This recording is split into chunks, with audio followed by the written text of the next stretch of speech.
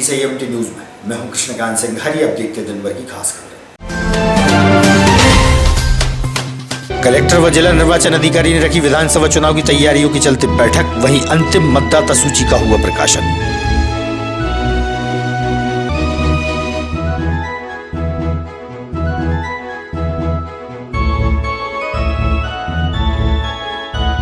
उज्जैन अपने घर जाते समय 4 पहिया वाहन का हुआ मानोरम एक्सीडेंट, कार में सवार 9 लोग हुए घायल, एक की हुई मौत, CSP से मिली जानकारी।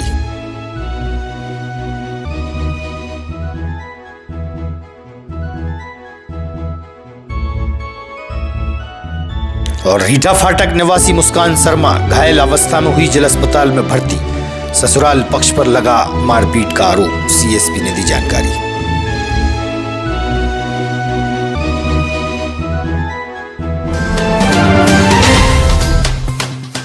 अब खबर विस्तार से। आगामी समय में होने वाले विधानसभा चुनाव की तैयारियों के चलते कलेक्टर उमाशंकर भार्गव व जिला निर्वाचन अधिकारी द्वारा तैयारियां पूरी कर ली गई हैं। आज अंतिम मतदाता सूची का प्रकाशन भी कर दिया गया है। चुनावी तैयारियों के मद्देनजर प्रशासनिक अधिकारियों की मौजूदगी में आवश्यक बैठक रखी गई। कलेक्टर ने विस्तार से दी जानकारी। नाम करना बंद हो गया, लेकिन जो नाम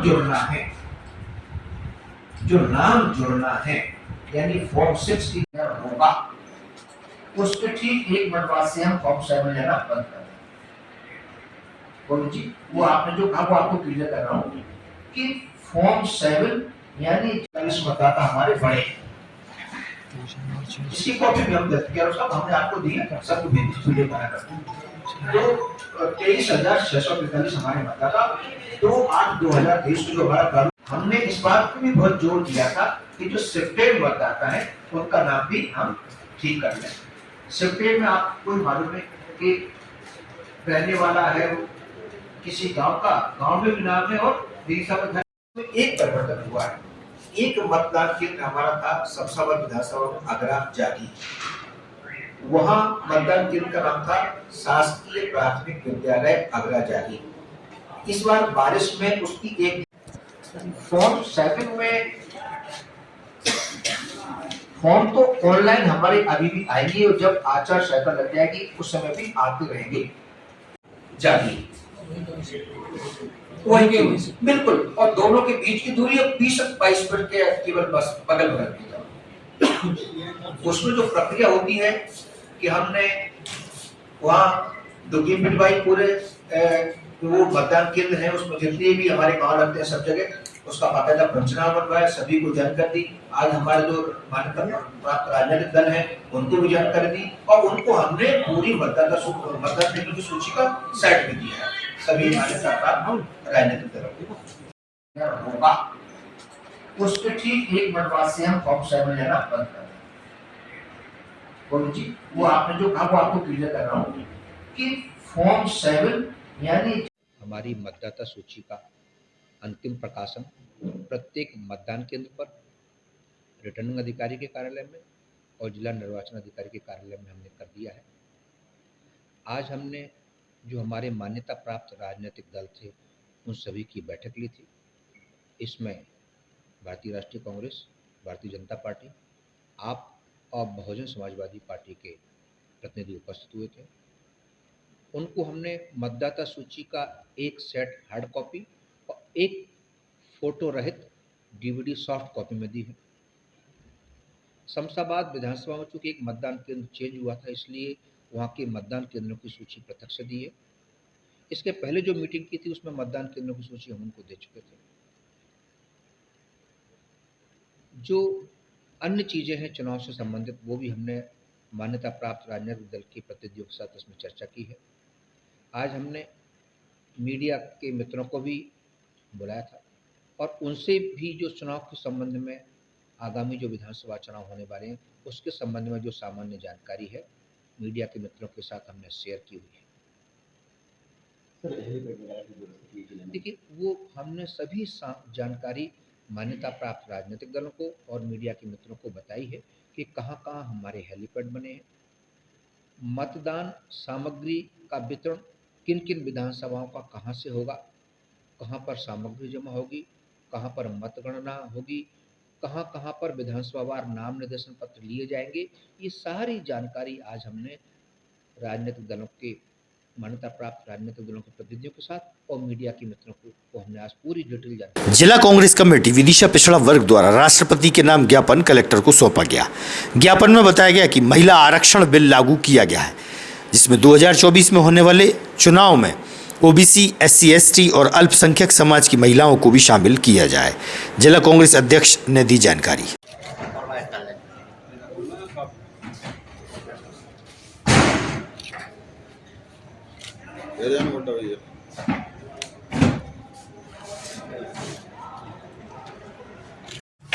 भाई बोल दो ना फोटो।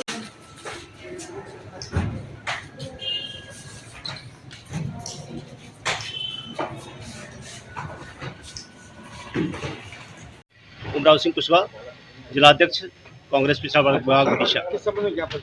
आज जो हमारा लोकसभा और राज्यसभा में महिलाओं के लिए आरक्षण का बिल पास हुआ है, उस बिल के संबंध में हमने महामहिम राष्ट्रपति को ज्ञापन देने आए हैं। क्या मांगे? इसमें मांगे कि हमारे ओबीसी, SC और ST अल्पसंख्यक वर्ग की महिलाओं को जो रिजर्वेशन होने वाला है, उनको विधानसभा और लोकसभा में सीट आरक्षित की जाए।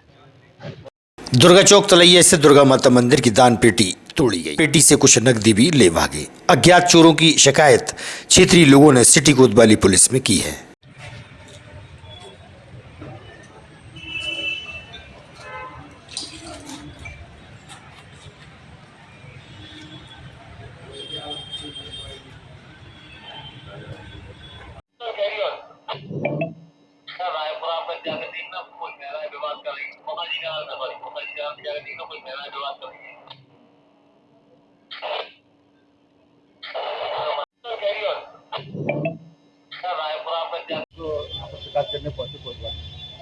हमारे दुर्गा चौक तलैया स्थित मंदिर में था, जो कि थाने से ज़्यादा 100 मीटर की दूरी पर है। वहाँ पर रात का चोरों का धावा बोला गया और ताले तोड़कर मंदिर में से दान पेटी तोड़ी गई, अलमारी के ताले तोड़े गए। कुछ दान पेटी में जो नगद पैसे थे, अब राशि का अनुमान नहीं कितनी है, लेकिन दान पेटी में जो भी थे सारे पैसे और अलमारी में रखे हुए सारे पैसे ले गए हैं। रात में 3 बजे के लगभग आए, जो CCTV कैमरे में दिख रहे हैं।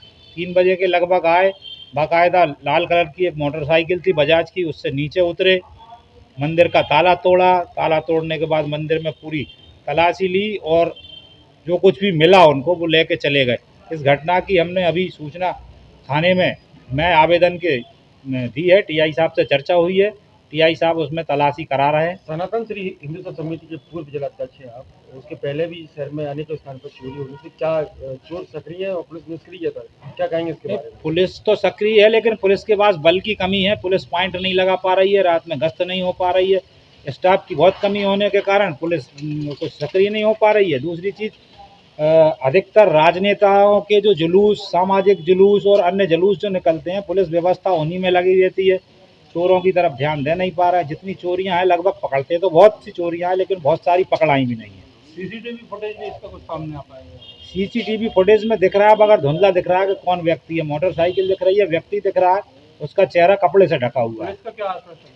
पुलिस का आश्वासन है कि हम जल्द से जल्द चोर को पकड़कर और कानूनी जो वैधानिक कार्रवाई है वो। सोनी परिवार के लोग 4 पहिया वाहन से अपने घर उज्जैन की ओर जा रहे थे। ग्यारसपुर मानोरा के पास कार दुर्घटना में 9 लोग घायल हो गए, जबकि एक व्यक्ति की मौत हो गई। इस कार दुर्घटना की जानकारी CSP राजेश तिवारी द्वारा दी गई है।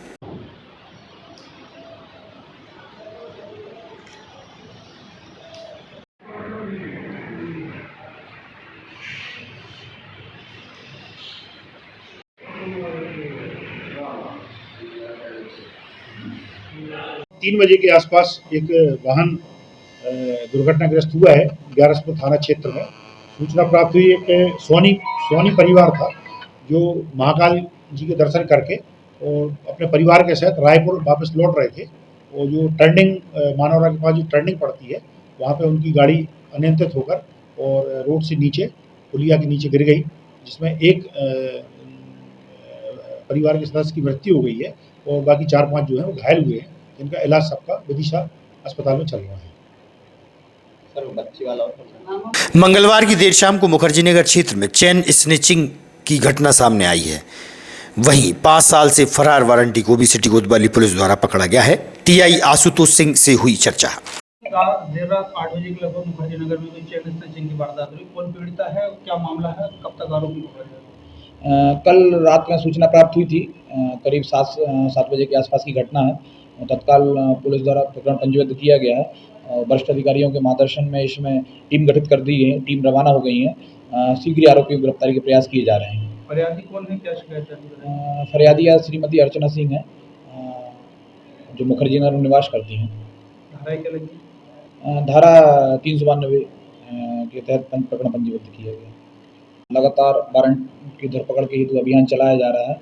उनके निर्देश के पालन में थाना स्तर पर टीम गठित की गई, जो श्रीमान अतिरिक्त पुलिस अधीक्षक महोदय और नगर पुलिस अधीक्षक महोदय के मार्गदर्शन में एक टीम रवाना की गई थी, जिसमें सागर से 2 वारंटी, जो 2018 का प्रकरण था, 363, 376 के मामले थे। पास्को एक्ट का भी मामला था, जिसमें पति पत्नी को गिरफ्तार किया गया सागर से। राजकुमार धानक और एवं उनकी पत्नी को गिरफ्तार किया गया है। एवं एक प्रकरण 2006 का प्रकरण है, जिसमें 2015 में स्थायी वारंट माननीय न्यायालय से जारी हुआ था, जिसमें धनीराम कुचमंदिया को, जो 336, 332 धाराओं का प्रकरण है, उसमें भी सफलता प्राप्त हुई है। तीनों इनामी वारंटी थे। 3 आरोपियों को गिरफ्तार कर लिया गया है पुलिस टीम कोतवाली द्वारा, और श्रीमान पुलिस अधीक्षक महोदय, जिसमें इनाम की घोषणा की गई है, उचित इनाम, समुचित इनाम श्रीमान पुलिस अधीक्षक महोदय दिया जाएगा। और इस तरह की लगातार विदिशा कोतवाली पुलिस को एक बड़ी सफलता हासिल हुई है। आपको बता दें कि 1 अक्टूबर को उत्तर प्रदेश के ललितपुर में 2 पक्षों में जमकर विवाद हुआ था, जिसमें एक समुदाय के व्यक्ति की हत्या कर 2 युवक विदिशा आए थे, जहां मुखबिर की सूचना पर पुलिस ने उन्हें गिरफ्तार कर लिया है। उत्तर प्रदेश पुलिस को जानकारी दे दी गई है। सीएसपी राजेश तिवारी ने दी जानकारी। 3 बजे के आसपास एक वाहन दुर्घटनाग्रस्त हुआ है ग्यारसपुर थाना क्षेत्र में। सूचना प्राप्त हुई, एक सोनी परिवार था, जो महाकाल जी के दर्शन करके और अपने परिवार के साथ रायपुर वापस लौट रहे थे, और जो टर्निंग मानवरा के पास जो टर्निंग पड़ती है, वहाँ पे उनकी गाड़ी अनियंत्रित होकर और रोड से नीचे, पुलिया के नीचे गिर गई, जिसमें एक परिवार के सदस्य की मृत्यु हो गई है और बाकी 4-5 जो है वो घायल हुए हैं, जिनका इलाज सबका विदिशा अस्पताल में चल रहा है। 3 बजे के आसपास एक वाहन दुर्घटनाग्रस्त हुआ है ग्यारसपुर थाना क्षेत्र में। सूचना प्राप्त हुई, एक सोनी परिवार था, जो महाकाल जी के दर्शन करके और अपने परिवार के साथ रायपुर वापस लौट रहे थे, और जो टर्निंग मानवरा के पास जो टर्निंग पड़ती है, वहाँ पे उनकी गाड़ी अनियंत्रित होकर और रोड से नीचे, पुलिया के नीचे गिर गई, जिसमें एक परिवार के सदस्य की मृत्यु हो गई है और बाकी 4-5 जो है वो घायल हुए हैं, जिनका इलाज सबका विदिशा अस्पताल में चल रहा है। रीठा फाटक निवासी मुस्कान शर्मा की शादी विदिशा के बालाजीपुरम में हुई थी। वहीं पति द्वारा मारपीट की घटना होने से पीड़िता को इलाज के लिए जिला अस्पताल में भर्ती कराया गया है। इस मामले में 3 लोगों पर सिविल लाइन पुलिस ने मामला दर्ज किया है। सीएसपी राजेश तिवारी से हुई इस विषय पर चर्चा। वहीं जिला अस्पताल में भर्ती मुस्कान, उसकी मां से हुई चर्चा। मेरी बेटी है मुस्कान शर्मा, 10 मई को शादी हुई थी। इसको बहुत बेदर्दी से मारा गया, मतलब वॉशरूम भी नहीं जा पा रही है। इतनी 10 मई को 2023 में बहुत बेकार तरीके से, दुर्गा नगर बालाजी ऑर्चिड। क्या वजह कर रही मारने की बेटी को? उनको ये बार बार बता रही है कि मम्मी वो दहेज के लिए मांग रहे हैं कि तुम दहेज दो, और ऊपर से उनके घर में बहुत लोग आते हैं, गंदे काम करते हैं। इसने मुस्कान ने बताया कि मम्मी मुझे भी बोल रही है नंद कि तुम भी ये करो। जी ऑब्जेक्शन उठा रहे कि नहीं ये नहीं होगा, पर वो बोल रहे हैं कि नहीं तुम्हें भी करना पड़ेगा। बहुत मार रहा है कि तुम्हें ये बोली नहीं करेंगे। तो इसको नंदे ने मारा पहले, फिर उसके बाद उनकी सास ने और पति ने मारा फिर बाद में। उनके पिता क्या करते हैं? किसके? उनकी गुड़िया के पिताजी क्या करते हैं? लड़की की? हाँ, जी मेरे पति कोरोना में एक्सपायर हो गए हैं 2 साल पहले। मुस्कान शर्मा। क्या हुआ आपको? किसने मारपीट की? पति ने और सास नंद ने। पति और सास नंद ने। पति और सास नंद किस बात को लेके हुआ था? दहेज के लिए। जी? दहेज के लिए। कब की घटना ये? पहले तो हड़तालिका तीज के दिन सास ने और नंद ने मारा, और 20 तारीख की रात को पति ने मारा। कहाँ पर हुई थी आपकी शादी? बालाजी ऑर्चिड विदिशा में। पति का नाम क्या है? हिमांशु राव। क्या करते हैं वो ये एक्सीलेंस स्कूल में प्यून है। एक्सीलेंस? हाँ, ग्यारसपुर के पास है, मोहना खेजड़ा, वहाँ पर। तो संबंधित वरिष्ठ अधिकारियों को आपने अवगत नहीं करवाया, उनको शिकायत नहीं किया? शिकायत की थी, पहले शिकायत सुन नहीं रही थी पुलिस, उसके बाद बड़ी मुश्किल से वो एसपी ऑफिस में बात की, फिर वहाँ पर से उन्होंने बोला कि शिकायत लिखो, तो फिर कहने लगे कि सिर्फ दहेज की शिकायत लिख दे रहे। वहाँ पर ससुराल में गंदे काम भी चलते, मतलब वहाँ पर बहुत सारे लड़के लोग आते हैं। किस चीज से मारा था आपको? हाथ से मारा, मुक्कों से मारा, मेरा मुंह बंद करा, कंबल से ढक कर मुंह बंद करा, सांस रोकने की कोशिश कर रहे थे। कब की घटना ये? 20 तारीख की। कहाँ का चोट आई है आप लोगों को? मेरे कमर में आई है, यहाँ पर असली में दर्द हो रहा है, हाथ पैर में। कब से भर्ती है मेरी सामने? 5-6 दिन हो गए। एक अपने सिविल लाइन थाना क्षेत्र में बालाजी आउटलेट में रहने वाली एक महिला द्वारा, नवविवाहिता द्वारा वरिष्ठ अधिकारियों को शिकायत की गई थी कि उनके ससुराल में उनके पति और परिजन मारपीट करते हैं और उनसे दहेज की मांग करते हैं, जिसपे उनके विरुद्ध दहेज अधिनियम एवं मारपीट की अन्य विभिन्न धाराओं के तहत प्रकरण पंजीबद्ध किया गया है और प्रकरण अभी विवेचना में है। जिला अस्पताल में उसका इलाज चल रहा है पिछले 5 दिनों से, तो ऐसा लग रहा है कि गंभीर चोटें उसके हैं। साथ ही आरोप नवविवाहिता और उसकी मां ने भी लगाए कि ससुराल वाला, जो ससुराल का परिवार है, कुछ गलत अनैतिक कार्य में लिप्त है, ऐसा उनका आरोप है। जो भी आप बता रहे हैं, जो भी आरोप लगाएंगे उसका विधि अनुसार उसकी विवेचना की जाएगी। अभी प्रकरण विवेचना में है, सभी बिंदुओं पर विवेचना की जाएगी। तो मेडिकल परीक्षण कराया गया है, जो भी मेडिकल की रिपोर्ट आएगी उसके आधार पर उसमें अभी 498A, 294, 323, 506, 34 भारतीय दंड विधान और 3/4 दहेज अधिनियम के तहत प्रकरण पंजीबद्ध। इसमें हिमांशु है, सीमा और दिव्यांशी। नाम अमृता उर्फ अम्बी विश्वकर्मा, उम्र 14 साल, पिता कैलाश नारायण विश्वकर्मा। यह बालिका 3 अक्टूबर को सुबह से जतरापुरा रोड विदिशा से लापता है। जिसको भी दिखे या मिले तो इस नंबर पर सूचित करें 7477031110। आज की खबरों को देते ही पर विराम, आप देखते रहिएगा विधि संयम न्यूज़।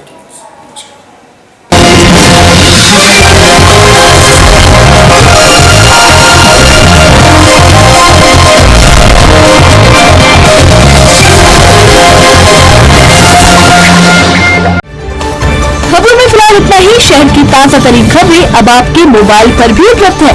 YouTube पर EMG News 24/7 को सब्सक्राइब करें और जानें शहर की ताजा तरीन खबरें। और हाँ, बेल आइकन को दबाना ना भूलें, जिससे आप रहे हर खबर से अपडेट।